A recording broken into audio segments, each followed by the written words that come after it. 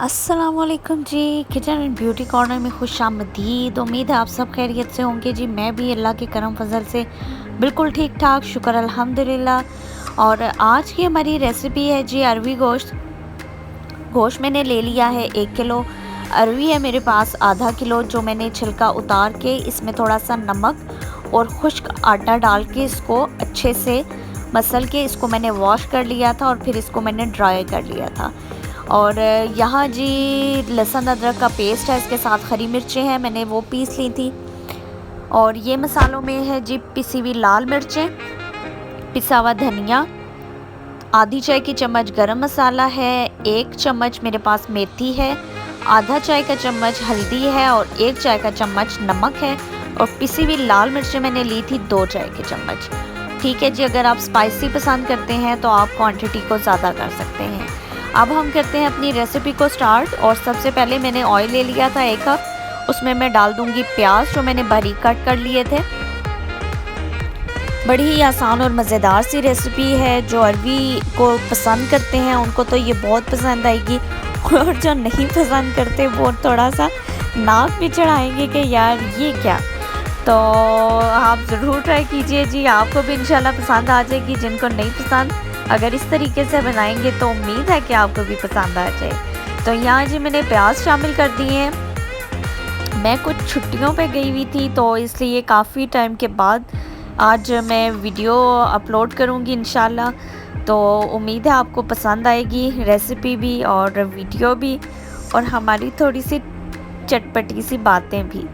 तो यहाँ पे मैंने पैन में ऑयल ले लूँगी और इन अरबी को मैंने फ्राई करना है। तकरीबन 3 से 4 मिनट के लिए हम इनको फ्राई करेंगे।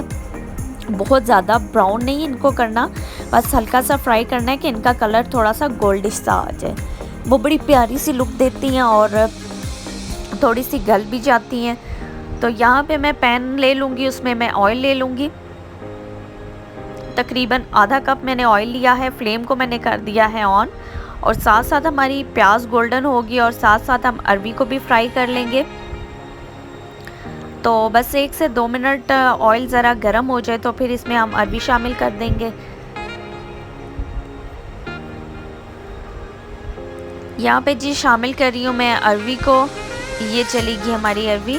इसको नमक और आटा जो होता है ना, आम आटा हम जो घर में यूज़ करते हैं, वो डाल के अच्छी तरह से इसको मसल के चम्मच की मदद से, या आप ग्लव्स यूज़ कर सकते हैं, क्योंकि अक्सर लोगों को ना हाथों में ख़ारिश होने लग जाती है जैसे ही वो अरवी को छीलते हैं। तो इसलिए जो है ये थोड़ा सा एहतियात करें, नहीं तो सारा दिन आपके हाथों से ख़ारिश ख़त्म ही नहीं होगी। तो यहाँ पे जी मैं इसको फ्राई करूँगी, लाइट गोल्डन सा कलर दूँगी और फिर मैं आपको इसको दिखाऊँगी कि किस तरह से इसका कलर चेंज होगा।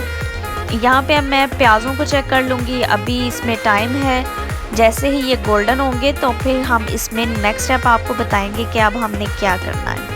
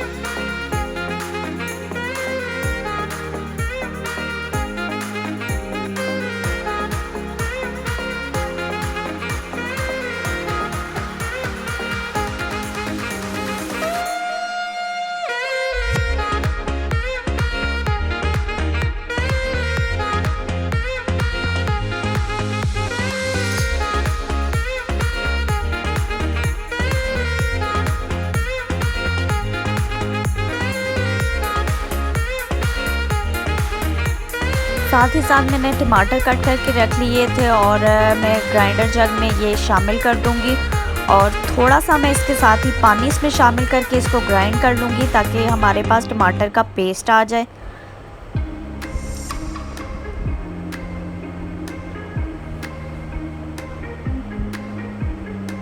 ये जी चला गया पानी और अब मैं इसको करूँगी ग्राइंड करके मैं आपको दिखाऊंगी कि ये किस तरह से मेरे पास पेस्ट बन जाएगा।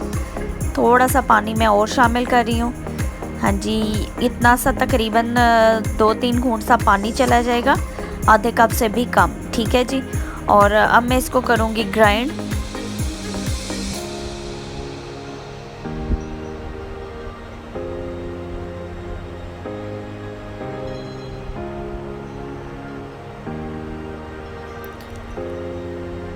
ये जी हमारे टमाटर हो गए हैं ग्राइंड और ये पेस्ट मेरे पास आ गया है। अब ये किस स्टेज पे शामिल करना है ये भी मैं साथ ही साथ आपको बताऊंगी। अब हम अपनी अरवी की शक्ल देख लेते हैं कि वो किस तरह से हो गई हैं। ये आप देख सकते हैं, बड़ा प्यारा सा लाइट सा कलर आ गया है इस पर। और इसको आप हाथ की मदद से अच्छी तरह से हिला लेंगे ताकि ऊपर नीचे ये अच्छी तरह से ऑयल से फ्राई हो जाए।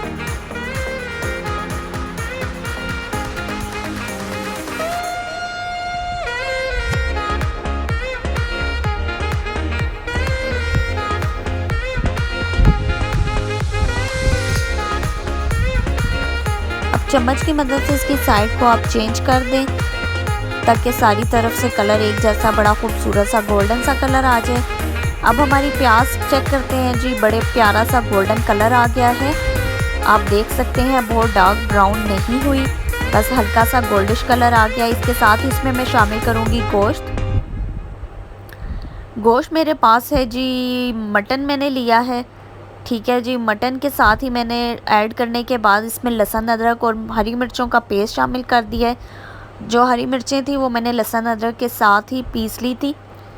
तो ये आप देख सकते हैं। अब इसको मैं करूँगी फ्राई।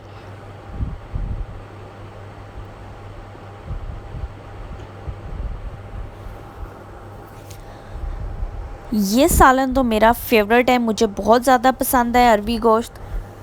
इसको आप बीफ में बनाएं या मटन में बनाएं तो बहुत ही मज़ेदार लगता है और चिकन में भी इसका फ्लेवर अच्छा आता है, लेकिन इसका मटन और बीफ में ज़्यादा अच्छा फ्लेवर आता है।